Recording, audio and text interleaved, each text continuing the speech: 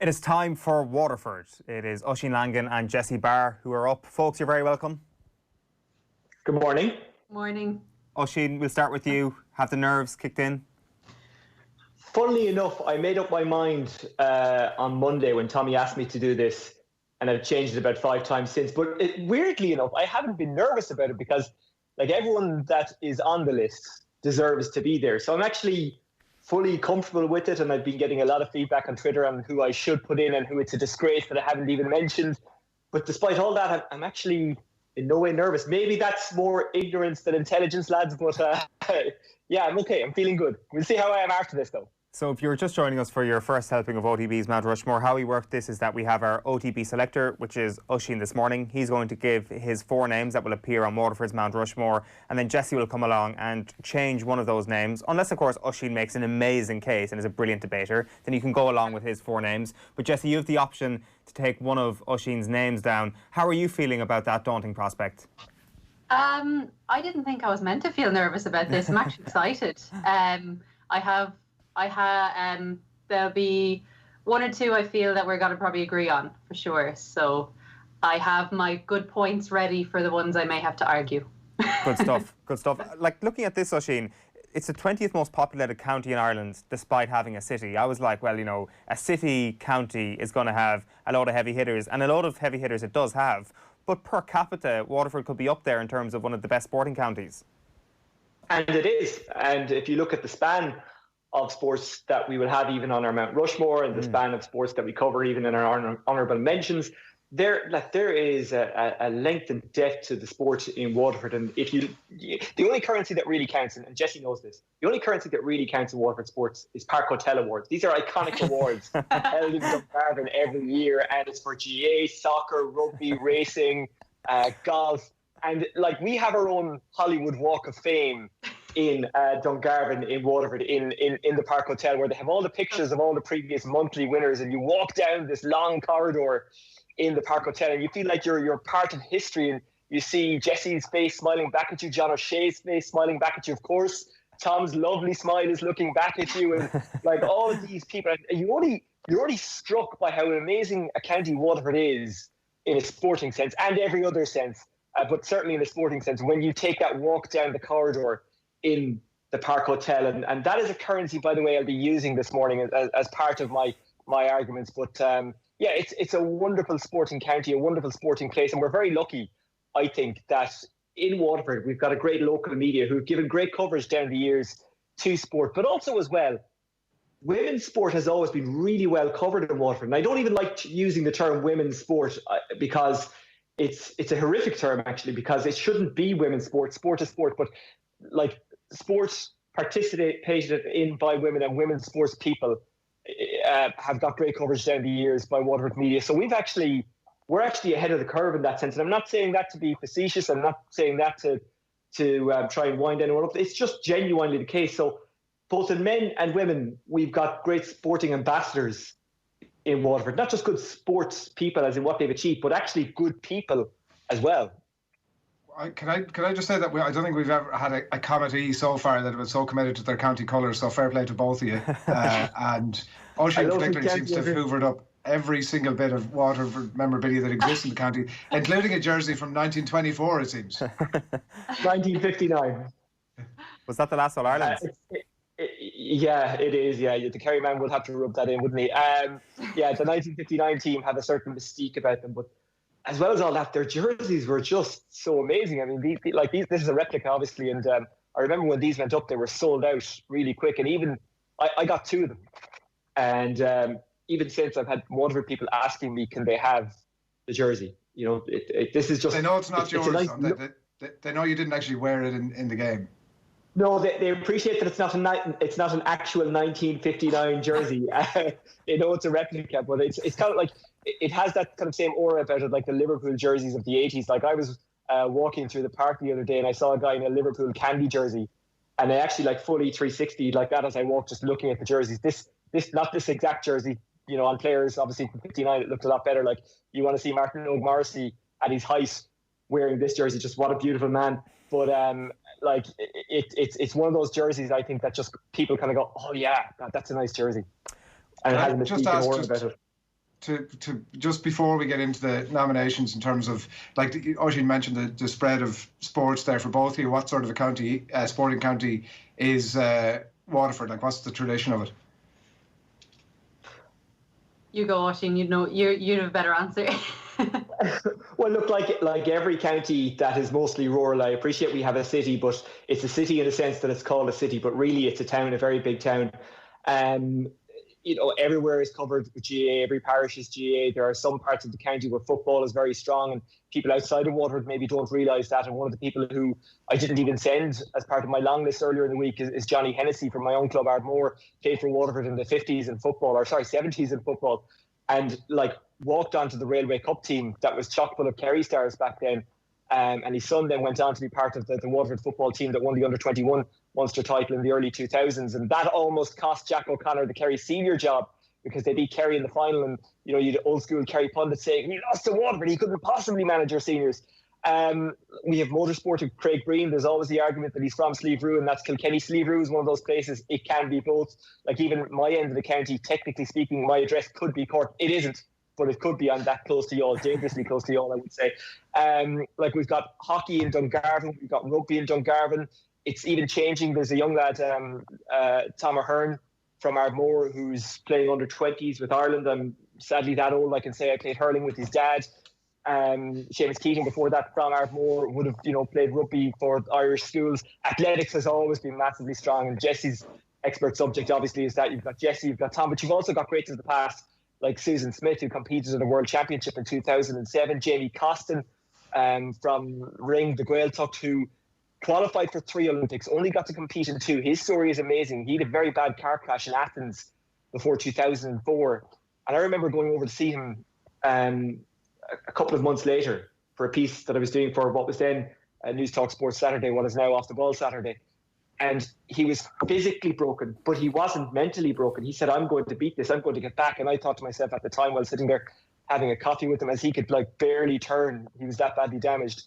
I thought, no, Jamie, you're having a laugh here. I hope you recover. I hope you can walk and function again. But no, Jamie got back and competed in Beijing in 2008. So there's a great resilience about sports people. Kate Veal, who Jamie later went on to train, won a youth Olympics or won a youth world championship in race walking, and went to St. Augustine's College, colloquially known as the Friary, where Niamh Briggs went, and Brother Lennon, a great coach there, took all comers and coached athletics, coached GA, coached handball, and Brother Spring did great work in handball there. So there's a great depth to sport in Waterford. I haven't even touched on soccer there, by the way, which is one of these things that's very strong in Waterford. And again, people might associate us with hurling more so, but obviously we've got a League of Ireland team, but again, that can sometimes be deceptive because Kilkenny doesn't have a League of Ireland team, but local soccer is really strong there as well. Limerick would be the same. Limerick FC is now defunct on the way back, I'm glad to say, but locally soccer is very strong there. So and horse racing and show jumping as well, by the way, and golf. Seamus Power competed at the Olympics a couple of years ago. Gary Hurley's done what he's done. We've had some great amateur golfers down the years. So to answer your question in a very, very long-winded way, we have a lot of sports in Waterford and a lot of sports people. Well, I think in fairness, Oisin, the kind of connection with hurling is only natural. I think we've gone through a period here where we've connected every county to their GAA team because it is divided by county, and I think there will always naturally be a bit of a leaning. A bit of a spoiler here, I don't think we are going to lean towards hurling here at all, and our first pick on the Mount Rushmore is a footballer. It is, and there's a couple of people on this Mount Rushmore who I don't think can be argued with at all. I don't think there's any argument to remove them from the Mount Rushmore. And the first one, it's no surprise who this is. It's Ireland's most successful Premier League footballer, a 5-time Premier League winner, a Champions League winner. He nutmegged Louis Figo, John O'Shea. How many Park Awards is a nutmeg of Louis Figo worth? I think it's worth a place on the Hall of Fame. It's certainly worth a free dinner in the park every time you go in there. Bizarrely enough, I think John only has maybe 1 or 2 yearly awards, which will tell you the competition. Kieran O'Connor, the legendary WLR commentator, actually sent me a screenshot of the awards list a couple of days ago, and I was shocked with how little John O'Shea was on it, but it also spelled out how strong soccer is in Waterford. Honourable mention, by the way, for Stephen and Noel Hunt, because I think if you play in the Premier League, you are in the elite of sport in the world, because it's so hard to get into that. But yeah, John O'Shea stands out because, 118 caps for Ireland, captained Ireland in Euro 2016. And by the way, just a really top guy. I don't know him personally, but everyone who I've ever spoken to about him, who knows him, just says, he's a good footballer, he's a great athlete, and he's just an unbelievably nice guy. No arguments, I'd imagine, Jessie? No, he's on my list as well. Exact same reason. Even someone who hasn't always been the biggest soccer fan, everyone knew John O'Shea. You know John O'Shea's name, whether you're from Waterford or not. So, like that, he was playing for Man United when they're, in their heyday. So, you can't argue with someone who's competing at that kind of level. So, in terms of our sports stars, even down the line, he's going to always be one of them. So, he's on my list too. No arguments there. You also know that you always know that he's from Waterford as well, right? Like, he very happily wears that in his sleeve. He really does, yeah. Yeah, his accent is pure Waterford. He never lost the accent. And he's kind of iconic for doing a really bad Waterford tourism ad. I won't even attempt to copy it, but it's it ended with some funny line like the nights out are good too, not that I know, one of those hilarious footballer ads lines. But because he's John O'Shea, he got away with it. He's just so likeable. And I think, as Jessie will tell you as well, he's done an awful lot for his area and just the people of Waterford. Without giving too much away, he pips other significant football names in the county, Oisin. He does, and we've had a really deep and rich heritage in football in Waterford. Waterford United, as they would have been known, were like an unbelievable outfit in the 60s, and they've had kind of sporadic success since. Paddy Code, I think, deserves a mention there, went off to Shamrock Rovers. Jim Beglin has to be mentioned as well. And Jim, if I'm being honest, for a while was on my mountain, and it's completely not his fault that he got injured, obviously, in a horror tackle in the Merseyside derby. And he's talked about this himself, he never came back the same, although he did try. Jim Beglin probably would have been a centrepiece for Jack Charlton's Ireland team into the 90s and maybe as far as 94 had he stayed. He came through the League of Ireland, by the way, as well. He was signed by Manchester United from Shamrock Rovers. Arsenal apparently wanted him as well for whatever reason. That deal didn't happen. But he wasn't long at Liverpool when he played his way into the team, made it to a European Cup final with Liverpool, and played on that day against Juventus and Heysel. And I don't think that day will ever be remembered for football, but he won a league with Liverpool. I think he won a cup with Liverpool, scored a goal at the Cup end in a European game for Liverpool. So I really debated that one, because I think if you make it to a club like Liverpool, whether it was in the Premier Division era or the First Division era, you have made it to the top percentage of your sport. And it's very hard to argue against Jim Beglin. And maybe, just maybe, he suffers from my age bias in the fact that I kind of barely remember him, but I don't really remember him because I only kind of became conscious of football, we'll say 88, 89. That's when I remember kind of watching games, and that was just before Jim Beglin's time. But certainly some great football people have been left out. And I know a lot of League of Ireland fans will be angry that no Waterford player that featured in the League of Ireland, and only the League of Ireland, has got on here. But ultimately, Jim Beglin and John O'Shea did it consistently at the top level. And John O'Shea did it for a very long time. So that's why they get the nod. Just going to have to pull you up on one thing, Oisin. No question John O'Shea deserves to be on this list. But describing him as Ireland's best ever most successful ever Premier League footballer, I can hear Cork knocking already, and the Dennis Irwin and Roy Keane fans suggesting that perhaps if you look at their Premier League medal tally, John O'Shea would actually be the third most successful. Well, one of the best, I should have said, but Waterford's best certainly. And longevity and career-wise, if you're judging it by medals, yeah, sure, the best. But if you're judging it by kind of a mix of things, as you did with Kerry, then I think you can say he's the most successful. Let's move on to pick number 2. Is it fair to say this is also a banker, Oisin, as we move into athletics? Yeah, absolutely. I don't think there's any arguing against this. 2 world championships in cross country, even earned a nickname out of it, the Mudlark. Had a horrific experience in the World Championships in Helsinki in '83, in which he didn't even qualify out of his heat. In fact, he really struggled in his heat. A year later, he returned and won a silver medal in the 1984 Olympics in Los Angeles. I was 3 at the time. I have very vague memories of watching this, and also Carl Lewis, funnily enough, who I thought was a phenomenon at the time. And of course, we later discovered that Carl was receiving some help. But back to John Tracy, like a silver medal in the Olympics pretty much makes you a guarantee to be on any Mount Rushmore. I think there are very few places in the world, or very few counties in Ireland certainly, where an Olympic medal wouldn't guarantee you a spot on Mount Rushmore. In 1993, while he was getting that bit older, he won the Dublin Marathon. And he just had a great effect on the area where he was from, West Waterford, from a rural village. And I think added to it as well, Owen, is the commentary from Jimmy McGee of him winning his medal. Like the medal in itself is enough, but the commentary kind of added to it. So number 2 is John Tracy, and I'm glad he's on it because it kind of feeds into that fantastic history of athletics we have in Waterford, but also Ireland as well. And sometimes I think that maybe is a bit forgotten. Jesse, can you explain to us just how great John Tracy was? You've obviously gone for him as well, no surprise there. For people who perhaps just can't quite grasp how special an athlete he was, could you explain that to us? Yeah, I mean, like Oisin said, to win a marathon medal for anyone is so tough because marathons are so notoriously difficult.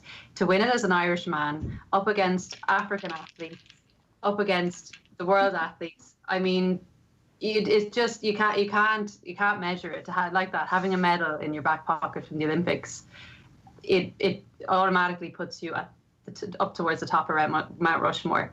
And he's still iconic. People still know who he is. People still know his name. This was a long time ago. It was before my time. Wasn't even born, so I don't even remember the race. But, in Waterford, the mention of John Tracy, I remember John Tracy was at one of my races when I was young, and he came up and said, "Oh, well done." My dad was like, "Do you know that's John Tracy?" And it was the excitement that surrounded him in athletics, and for him to still be involved and still be so interested in sport. And obviously he now is my boss in Sport Ireland, so this is not nepotism, but yeah, he's just had such a positive influence on sport in Ireland, and like that, bringing athletics he was out of an era though where male endurance athletes from Ireland, like the likes of Eamon Coughlin, they were kind of putting Irish athletics on the scene, but he really cemented it, and he kind of really solidified us as that kind of classic era that we really could compete on that world stage. And to win an LA marathon, to win 2 cross countries back to back, and one of them was his home cross country in Limerick. So, well, not home, but as close to home. To be able to do that under that pressure as well. So, I think there's no doubt he was going to be on my list as well. Yeah, he's an absolute banker here, really, and I don't think anybody's going to disagree with John O'Shea or John Tracy. So we've got 2 Johns up on the mountain. Oisin, who's next? The next one, I had a debate about. We're getting into the kind of the debatable territory here. Very much so. When you're looking at who should be on the Mount Rushmore, it's not just about what they've won and what they've achieved on the pitch. It's also kind of about what they've achieved off it and how they've achieved it. Now, I'd be very careful in how I word this. Paul Rouse was on with you guys in the last couple of weeks, and he said something that really resonated, that sport in Ireland for many years and around the world as well was run by men and for men. So that means that women have had a traditional handicap. So for them to stand out, they had to do something extra special. It's getting better. It's not where it needs to be. It's not where it should be. But we are now at least talking about it, which is a start. So we have a long road to travel. We all have to put our hands up and say, have we done enough so far? No, we haven't. In my previous career with you guys and before that in Red FM, I covered women in sport, but it didn't do it enough. And even in my early days, the way I'd interview a woman would be different to the way I'd interview a man. And that's something I'm kind of nearly embarrassed about now. And obviously you have to change your behaviors, and that's happening, which is really good. So for women's sports people to stand out, and again, you're aware I don't even like using that term, but I have to for this context. They nearly have to do something extraordinary. They nearly have to change the game. They have to have an effect on the game. And I don't think anyone's had a bigger impact maybe in the sporting zeitgeist in Ireland over the last couple of years, or certainly outside of Katie Taylor. But in a Waterford sense, I think Niamh Briggs has to be up there. A World Player of the Year nominee, a World Championship, World Cup semi-finalist, twice a Six Nations winner, should have had more Ireland caps.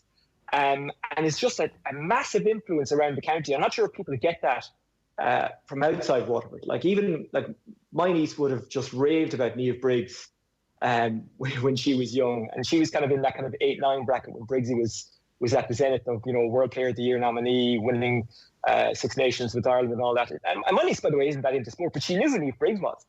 Even I think I was in 6th year when Niamh was in 1st year, and there was just this buzz about this kid in 1st year who could do everything.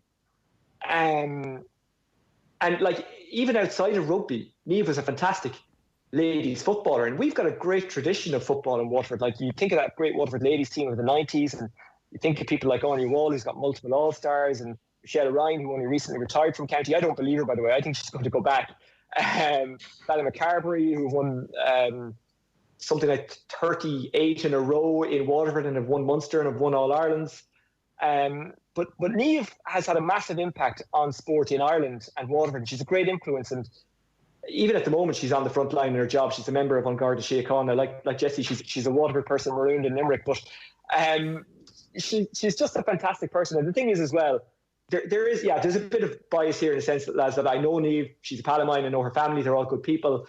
Her brother was actually part of that Waterford team that won the Munster under-21 football title, beating Kerry in the final a couple of years ago. But a lot of years ago at this stage, 2003, I think it was, or 2002. I can't remember. Owen, you'll probably remember. But yeah, for me, it has to be Niamh because of the impact she's made, because of the skills she brought, and because of the level she reached. It's a very strong case. Jessie, I think you're going with Niamh Briggs as well. I think you're going toe-to-toe here on your first read.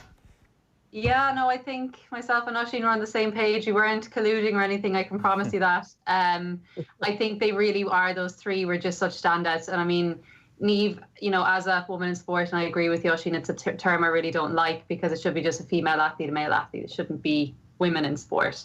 But look, for what she's done, I mean, she wasn't the person who started women's rugby and wasn't, she's not a Fiona Coughlin, she's not a Nora Stapleton, she wasn't of the original vintage, but was part of that team and kind of probably the driver that made that team what they were and how popular they were and how prevalent they were. They were being talked about. To be the first, I'll be member of the first Irish team to beat the All Blacks. It's a pretty, it's an achievement in itself. So,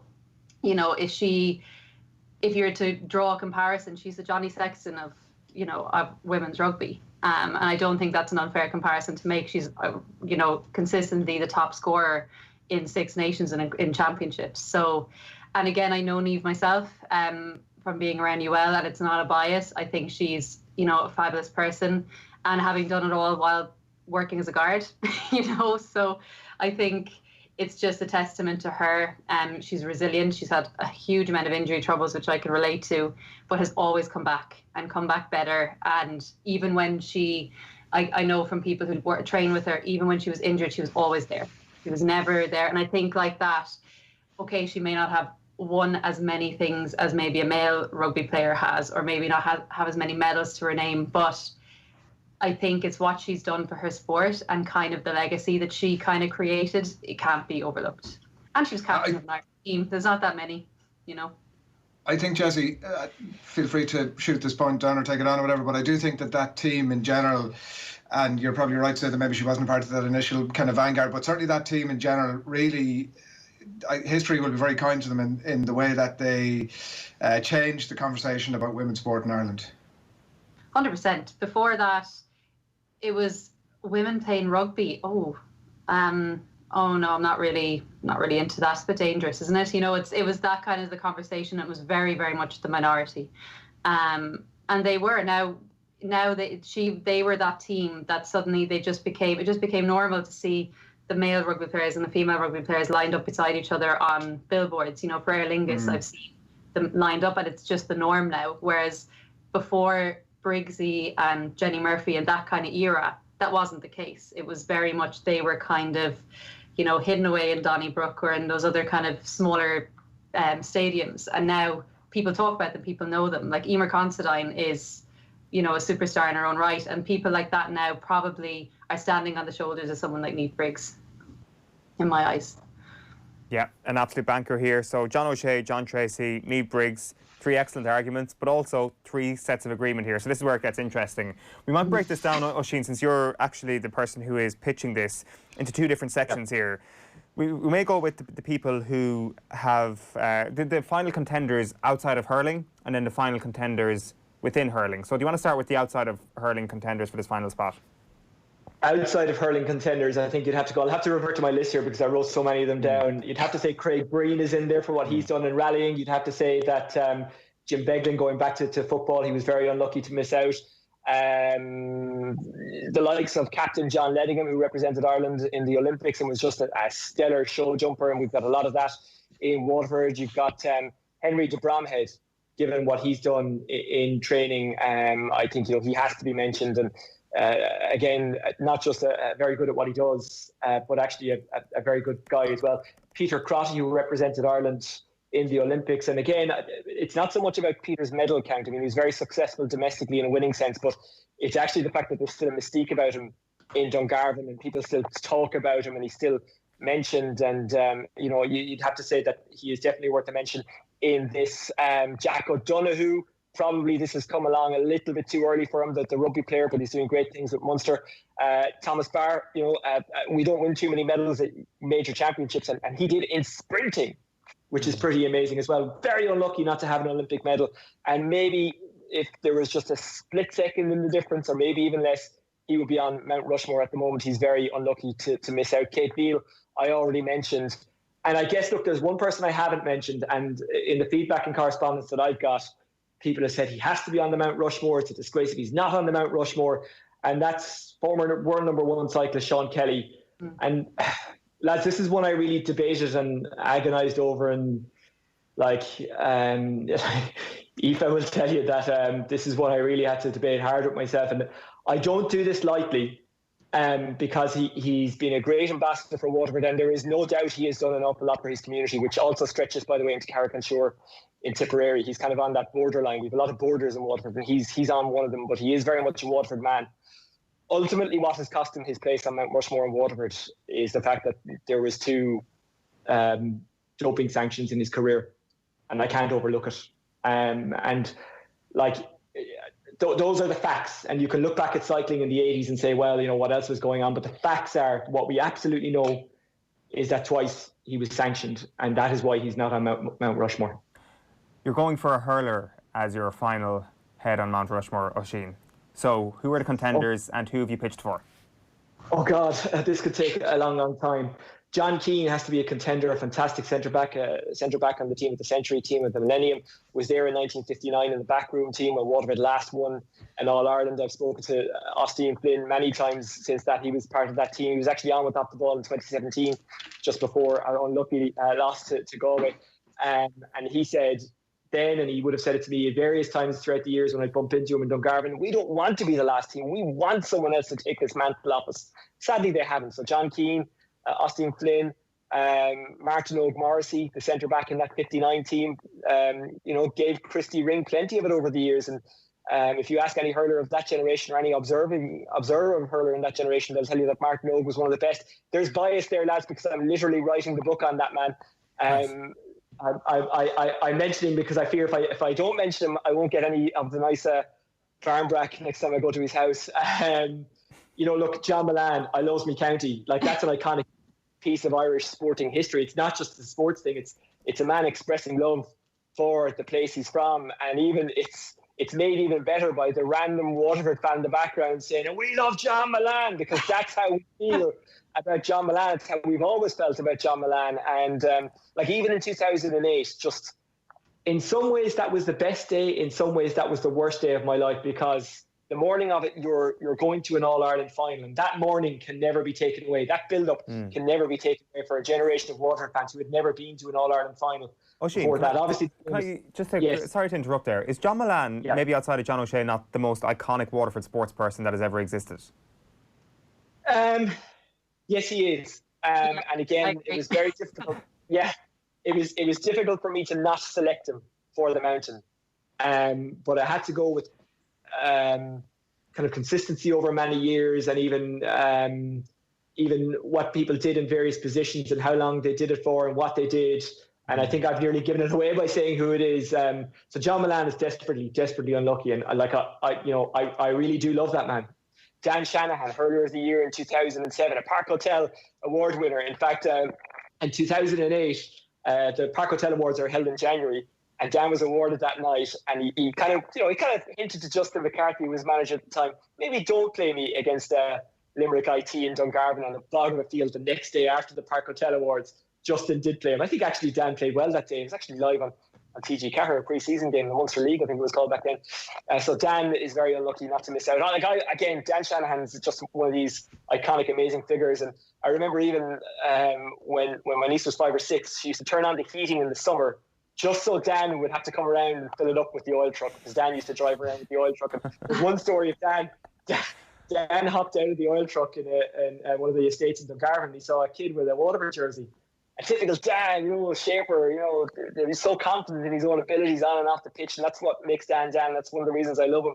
He just said to the uncle, and this is one of these urban myths, so whether it happened or not, I don't know, but let's not ruin the story by admitting it might not have happened. He says to the uncle, hey, do you know who I am? And the uncle says, I do, and my dad says you're shit.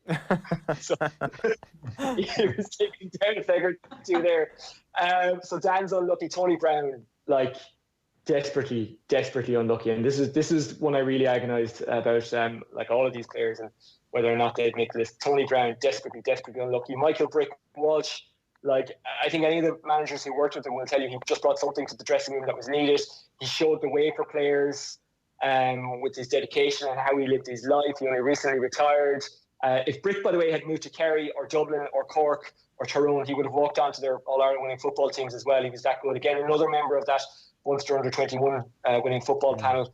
One of the best club footballers in the country over many years. Was unlucky not to win a Munster club with Stradbally, who are a dual club. So Brick is unlucky not to make it. But the final name and apologies, by the way, to anyone who I may have left out. I'm sure I'm already getting hosed on social media. But the final person on this mountain for me, because of his consistency, because of his skill, because of his work rate, because of what he's done for Waterford, what he will continue to do for Waterford, and because of the way he played hurling while missing teeth, and everyone loved that, it has to be Ken McGrath.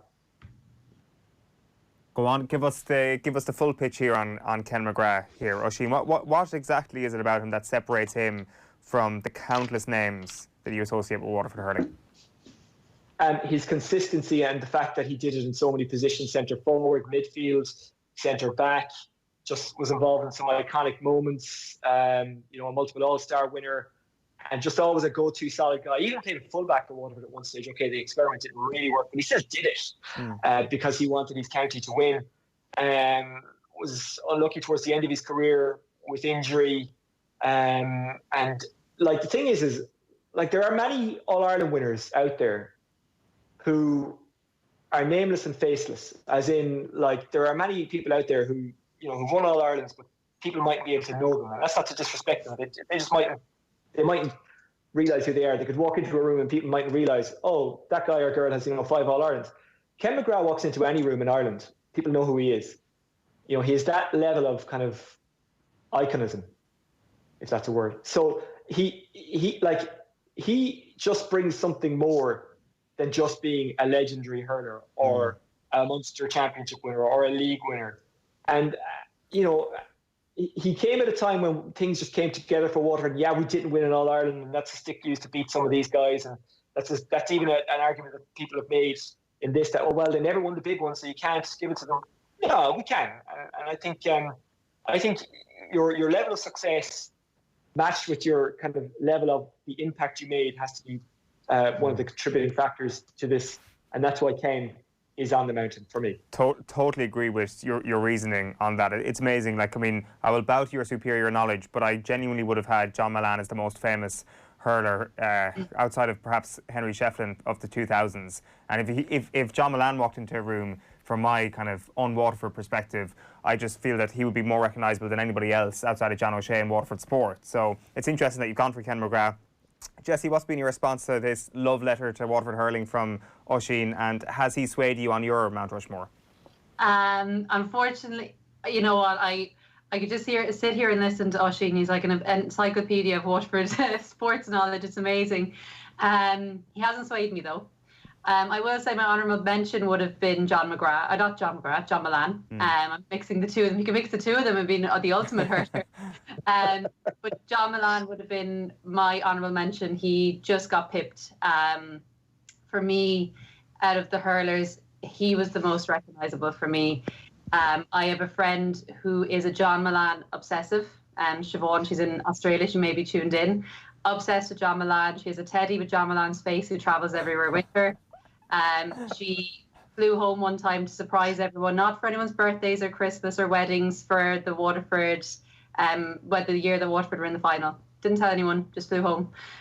So for her alone, he would have to be, and also he's iconic. I mean, who else would go on national TV and say that if their county won the All-Ireland that they would ride naked down their street on a horse? We're still waiting.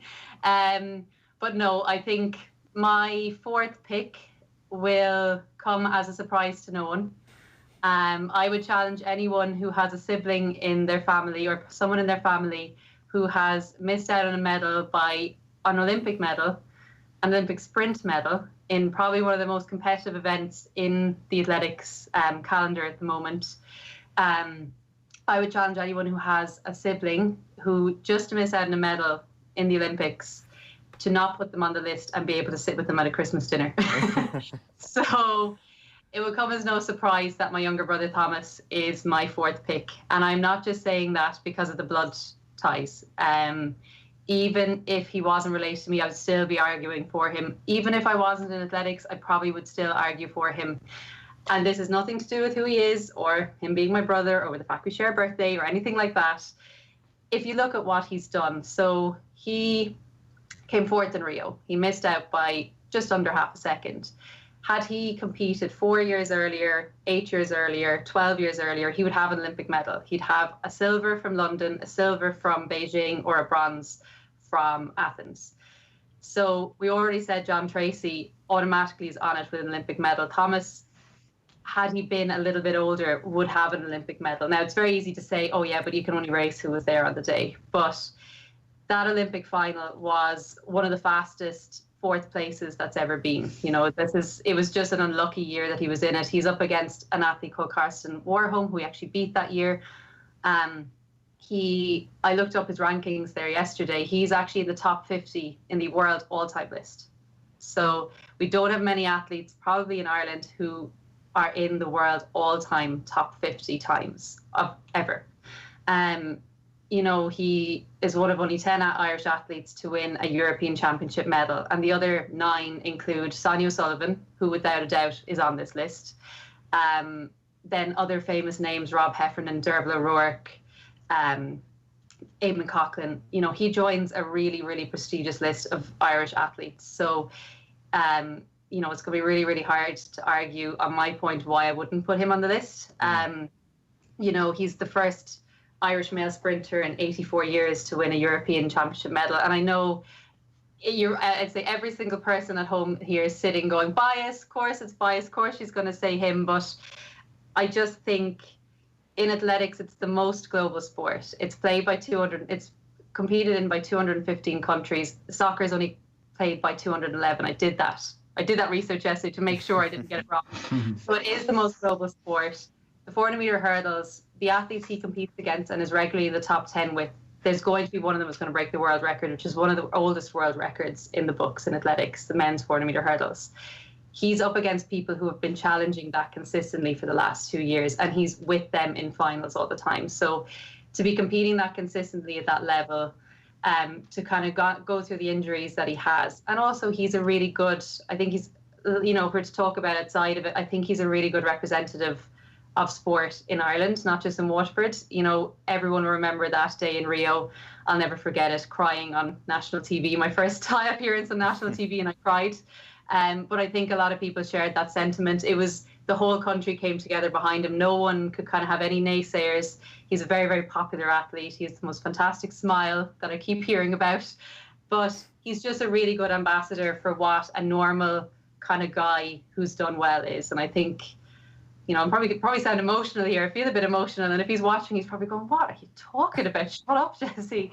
But I really do believe he should be on our Mount Rushmore. And he's not finished. yet either. He's still competing. There's an Olympics next year, which he has a fire in his belly for that he wouldn't have had this pandemic happened. He's really eager to be back in that final. So he's not even done yet. So for that reason, he is my nomination for the Mount Rushmore. A very, very strong case, to say the least. Yes. There, I think it's as much to do with the attachment to athletics as the attachment to him as your brother, to be honest. Like, I mean, what you've outlined there is kind of from your knowledge of the sport, it just puts into perspective what his achievements really have been, and it's the sprinting thing. I think sometimes we have a tendency to kind of throw all athletics together and don't quite appreciate just how unlikely it has been for a success story in sprinting in Ireland. Oisin, just to recap, your final four has been John O'Shea, John Tracy, Niamh Briggs and Ken McGrath. Jessie will get the opportunity to change one of them and put in her pick, which, as you can tell, is going to be Tom Barr. Are you set in your final four, Oisin? For example, if you want to ensure that a hurler makes it, you might have to add in two hurlers here at this point. I don't want to be putting words in your mouth, but are you happy with your final list anyway? I'm very happy with my final list, and to argue against Jessie's selection is not to disrespect Jessie's selection. And like everything she said is accurate, but the thing is one of the measurements I've used is what impact this sports person has on the county, and like the Waterford hurlers mobilise the county every summer, and you know they move en masse to Thurles and Cork, and luckily enough we've been able to play home games over the last couple of years, and when crowds are allowed back in, hopefully we will again in Walsh Park or Fraher Field. But I won't change my selection because of the impact and longevity of Ken McGrath, what he's done. He was the top of what he did for a long time. I appreciate that hurling at the Liam McCarthy level is only played in a limited amount of counties. It's not even Irish-wide, let alone worldwide. But because of all the reasons I've outlined, I'm absolutely 100% not changing my record. And look, maybe Tom runs his way into this eventually. And as Jessie has said, in other years, he would have won an Olympic medal. And for me, an Olympic medal makes you an automatic on Mount Rushmore. But the fact is at the moment, despite everything he's done, and he's a great athlete and a great guy, I just cannot change my Mount Rushmore. Maybe when that Olympic medal comes in Tokyo, possibly. In fairness, the current athlete thing has counted against people in this case. I think you're actually using it as a positive for Tom in this case, Jessie. So John O'Shea, John Tracy, Niamh Briggs and Ken McGrath, you now have the opportunity, Jessie, to take one of those names off and add in a name of your choosing. Are you going to do that? I'm going to be so unpopular. And I'm actually back living in Waterford. I moved back here for the first time in 12 years last year, so I'm going to be very unpopular. Thank God we can't go too far around our... I'm not going to be. I might have to go back into lockdown. The bad news is they're all from Waterford. I'm going to have to put Thomas on the list, and I'm going to have to take Ken McGrath off. Ken McGrath is off Mount Rushmore. In fairness, you stayed true to your initial three suggestions. That was your issue here, Oisin. You picked the same list, so there was no way of manoeuvring Ken McGrath onto it. So John O'Shea, John Tracy, Niamh Briggs and Tom Barr. That is the final list. Are you happy, folks? No. No. Not at all. No. And by the way, I would say that Sean Kelly is... I think Sean Kelly's been very hard done by. I totally get your rationale notwithstanding, Oisin, and he obviously explains it away as taking a cough bottle and some codeine in it that he wasn't aware of, etc.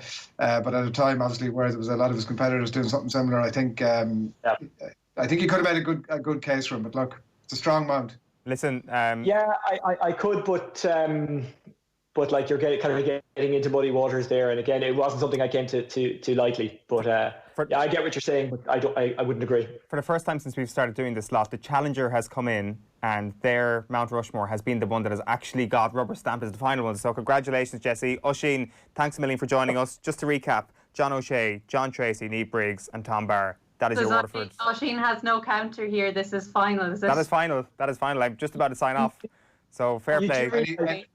Any last minute changes of mind? Is that it? Are we locked in? We're done. No, you do realise that as soon as the travel restrictions are lifted, it will not make any difference to me. I now cannot go home. No, I think I can't leave my home. I think that's the difference. You fought. Thanks a million, folks. Cheers for hopping on the call this morning. That's Jessie Barr and Oisin Langan. And just to recap again, it's John O'Shea, John Tracy, Niamh Briggs, Tom Barr, Waterford's Mount Rushmore.